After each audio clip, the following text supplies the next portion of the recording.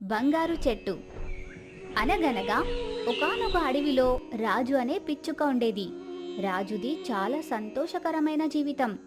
మంచి కుటుంబం, మంచి ఆస్తి, బోలెడంత డబ్బుంది. ఆ అడవిలోనే రాజు ఉన్నంత గొప్ప ఇల్లు ఇంకొకటి లేదు. రాజు భార్య ఒంటి నిండా బంగారు నగలుండేవి. అంత బాగానే ఉన్నా రాజుకి అత్యాశ మాత్రం చాలా ఎక్కువ ఉండేది. ఇంకా ఎక్కువ డబ్బు, ఇంకా ఎక్కువ ఆస్తి కావాలని ఆరాటపడుతుండేవాడు. ఎవరికి సాయం కూడా చేసేవాడు కాదు. ఒక రోజున రాజు స్నేహితుడు బాబీ రాజుని కలవడానికొచ్చాడు. బాబీ, చాలా రోజులకొచ్చావు. ఏమైనా పని మీద వచ్చావా ఏంటి? అవును రాజు, నేను చాలా కష్టాల్లో ఉన్నా. నీ సాయం కోరి వచ్చాను. సాయమా? సరే, చేస్తానులే గాని నాకేంటి లాభం? రాజు, కొద్ది రోజుల్లో నీ బాకీ తీరేస్తాను. దయచేసి ఈసారి సాయం చేయి. ఒకప్పుడు నీకు నేను సాయం చేశాను కదా, అందుకు నీ నుండి బదులుగా ఏమీ అడగలేదు. ఇప్పుడు నాకు కేవలం అప్పు మాత్రమే ఇవ్వు. మళ్ళీ నీ డబ్బు నీకిచ్చేస్తాను. నాకు చెయ్యాలనే ఉంది కానీ ప్రస్తుతం నా దగ్గర డబ్బులు లేవు. ఇంకెప్పుడైనా వచ్చి అడుగు, ఉంటే ఇస్తాను. బాబీ రాజును పైనుండి కిందకి చూశాడు. రాజు ఒంటి మీద బోలెడు బంగారం కనిపించింది. అయినా సాయం చేయలేకపోతున్నాడని బాధపడ్డాడు. రాజు, నీకు సాయం చేయడం ఇష్టం లేదని చెప్పు. అయినా అన్ని ఉన్న నీకు నా బాధ అర్థం కాదు. ఒక్కోసారి ఎన్ని ఉన్నా సాయం చేసేవాళ్ళుండరు. వెళ్ళొస్తాను అంటూ బాబీ వెళ్ళిపోయాడు.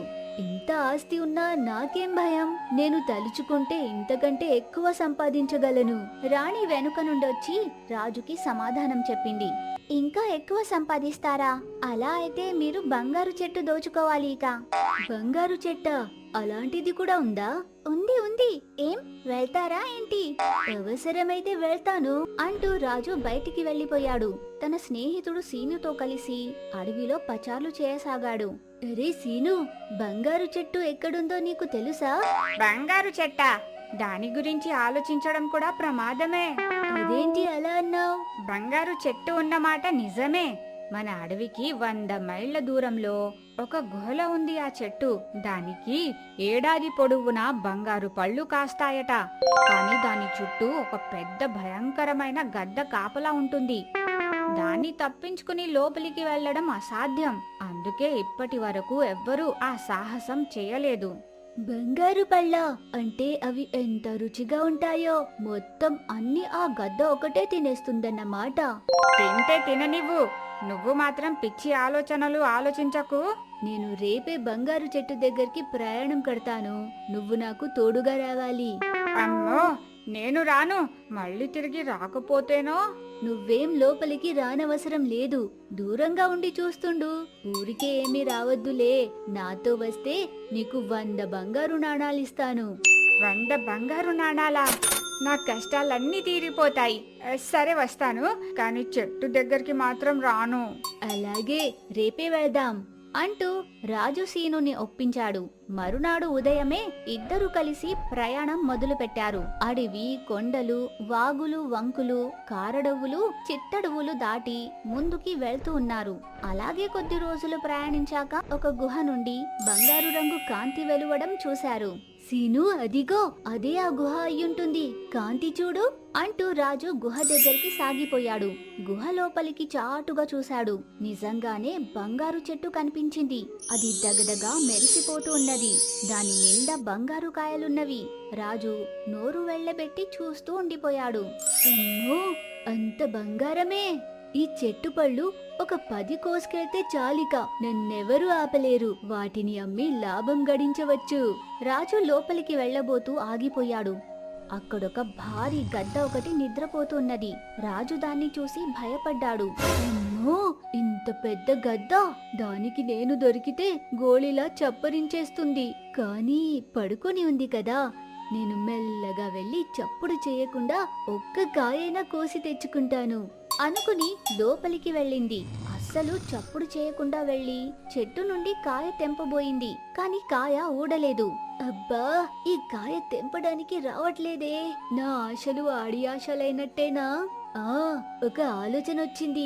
నా నోటితో కొరికి చిన్న చిన్న ముక్కలుగా తీసుకెళ్తాను. ముందైతే నేనే దీన్ని తిని చూస్తాను అనుకుని రాజు కాయను అమాంతంగా కొరికింది. ఇంకేముంది, అది తినగలిగే కాయ కాదు. కాయ లోపల కూడా బంగారమే ఉంది. దెబ్బకి రాజు ముక్కు ఆ కాయలో ఇరుక్కుపోయింది. నొప్పితో గావు కేక ఒక్కటి పెట్టింది. ఆ భయంకర గద్ద నిద్రలేచి రాజుని చూసి పెద్దగా అరిచింది. ఆ కేక బయట నుండి విన్న సీను గుండె అదిరిపోయింది. అయ్యయ్యో అయ్యయ్యో, మా రాజుగాడు దొరికిపోయాడు. ఇక వాడు బయటికొచ్చే అవకాశమే లేదు అనుకుని ఏడుస్తూ ఉన్నాడు సీను. లోపల రాజు ఒళ్ళంతా చెమటలు పడుతున్నాయి. మాట్లాడడానికి వీల్లేకుండా ముక్కు కాయలో ఇరుక్కుంది. గద్ద రాజుని కాయ నుండి విడిపించి చేతిలో గట్టిగా పట్టుకుంది. ఎంత ధైర్యం ఉంటే నా గుహలోకే వస్తావు నువ్వు? పైగా కాయలు కొరికి తీసుకెళ్దామని చూసావా? ఇక నిన్ను ఇప్పుడు కాపాడేదెవరు? నువ్వు నాకు జీవితాంతం సేవ చేస్తూ ఇక్కడే ఉండాలి. అయ్యా, నన్ను క్షమించండి. బుద్ధి లేక ఇలాంటి వెధవ పని చేశాను. దయచేసి నన్ను వదిలేయండి. వదిలేయాలా? సరే, వదిలేస్తాను. అందుకు బదులుగా నాకేమిస్తావు? ఏం కావాలో అడగండి. ఎంత డబ్బు కావాలన్నా ఇస్తాను నీ డబ్బు నువ్వే ఉంచుకో.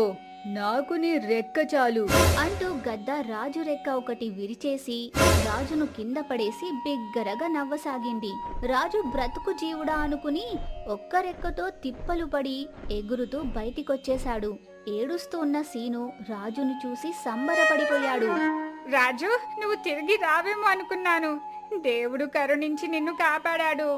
లేనిదాన్ని ఆశించిపోతే ఉన్నది ఊడింది. నా రెక్కలు అమాంతం విరిచేసింది ఆ గద్ద. నా ముక్కు కూడా విరిగిపోయింది. నాకే బంగారం వద్దు, బంగారం లాంటి అవయవాలు పోయాయి అంటూ ఏడ్చాడు రాజు. ఇద్దరూ కలిసి తిరిగి అడవికి ప్రయాణమయ్యారు.